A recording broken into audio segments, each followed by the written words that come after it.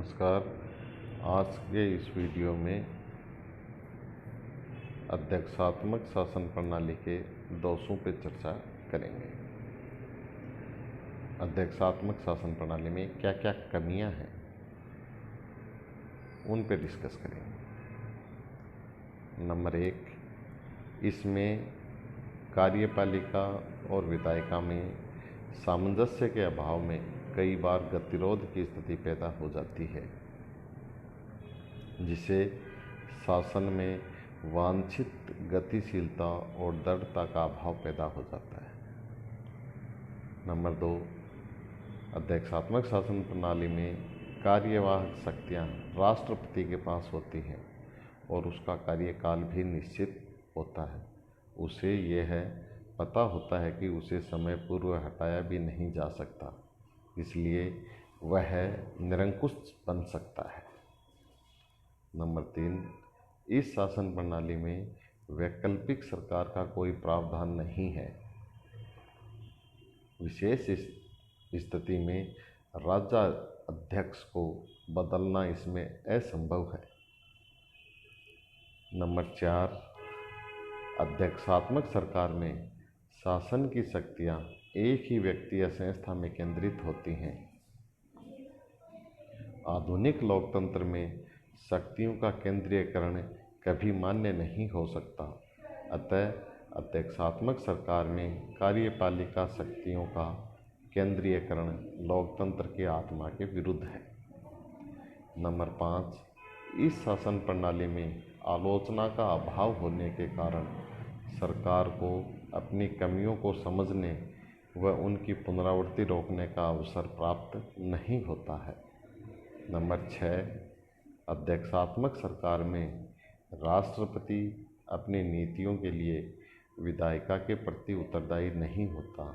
इसमें मंत्रिपरिषद के सदस्य राष्ट्रपति के प्रति ही जवाबदेह होते हैं। नंबर 6,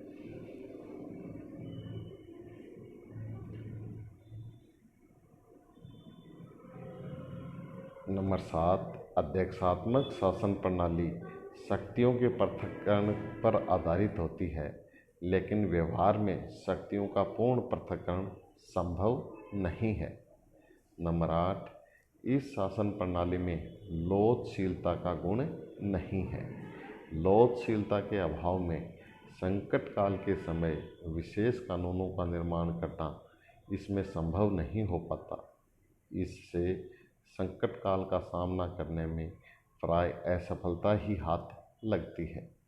नंबर 9, इस शासन प्रणाली में राजनीतिक दलों द्वारा जनता को राजनीतिक शिक्षा देने का अवसर नहीं मिलता। राजनीतिक दल वास्तव में लोकतंत्र की धुरी होते हैं।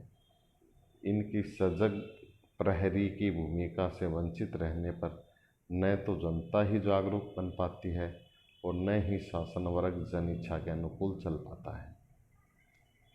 नंबर 10, इस शासन प्रणाली में व्यवस्थापिका और कार्यपालिका के पृथक्करण ने न्यायपालिका को इन दोनों अंगों पर सर्वोच्च बना दिया है। कई बार सर्वोच्च न्यायालय न्यायिक पुनरावलोकन की शक्ति का गलत प्रयोग करने से भी नहीं चूकता। इस तरह व्यवस्थापिका व कार्यपालिका से गतिरोध का परिणाम न्यायिक निरंकुशता के जन्म का कारण बन जाता है। इसी कारण आज न्यायपालिका को व्यवस्थापिका का तीसरा सदन कहा जाने लगा है। नंबर 11, अध्यक्षात्मक सरकार में विधायिका व कार्यपालिका में गतिरोध होने के कारण अच्छे कानूनों का बन पाना मुश्किल होता है।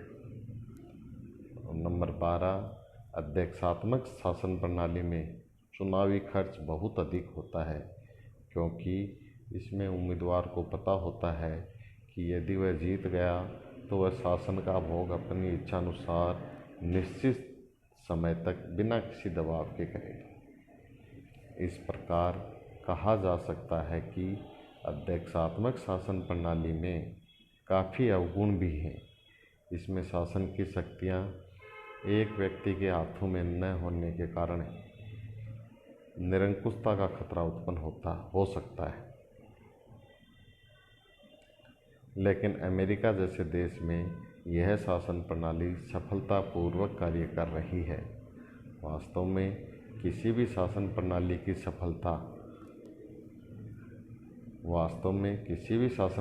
की सफलता देश की परिस्थितियों और नागरिकों के चरित्र पर ही निर्भर करती है। इसलिए शासन प्रणाली चाहे कोई भी हो, उसका देश विशेष के लिए उपयोगी होना बहुत ज़रूरी है। अमेरिका में इस शासन प्रणाली से बढ़कर किसी दूसरी शासन प्रणाली का विकल्प नहीं हो सकता। प्रत्येक शासन प्रणाली की तरह इसके भी कुछ अवगुण हैं, लेकिन अमेरिका में इसके अवगुणों को इससे दूर रखने का प्रयास करके इसे अधिक उपयोगी बनाया गया है। अतः देश, काल व परिस्थितियों के अनुसार अध्यक्षात्मक शासन प्रणाली भी उतनी ही उत्तम है जितनी संसदीय शासन प्रणाली। यदि ब्रिटेन व भारत में संसदीय सरकार का प्रतिमान अपनाया गया है तो अमेरिका में अध्यक्षात्मक सरकार का। इसलिए परिस्थितियों के अनुसार शक्तियों का केंद्रीयकरण व संसदीय शासन प्रणालियाँ देश विशेष के लिए अलग अलग परिस्थितियों में बराबर महत्वपूर्ण है। थैंक्स। आज के इस वीडियो में इतना ही।